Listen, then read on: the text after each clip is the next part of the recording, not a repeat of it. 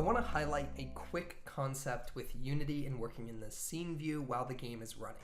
For example, right now my game is off, here is the player, and I set my speed to 5. And I'll be able to move basically 5 meters per second around the screen here. If I change that to 10 while the game is running, you'll see here that I'm moving pretty quickly. It's important to know that whatever you do in the scene view while the game is running will not save when you hit unplay.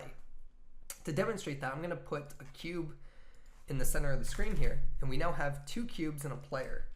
And as soon as I hit play, the scene goes back to the original state before we get into play mode. What often happens is that many people will be play testing their game and they'll start building things not realizing that they're in play mode. You may notice that I have a kind of reddish tint here.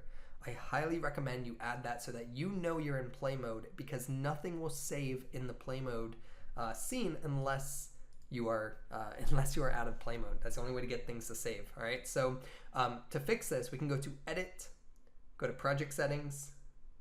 Just kidding. We're going to go to Edit, Preferences, and under Colors, you have a whole bunch of colors that you can modify for the Unity editor. The one that's most important though is the play mode tint. And you'll see here that I can just select a light pinkish color. And now when we hit play, we have a visual notice to us that, hey, we're running in play mode and nothing is going to save. You'll see here that my speed was automatically set back to 5, even though I had it at 10 and I'm red. And notice that when I stop playing, I go back to white and my speed is set to 5. But this way we at least know we're in play mode.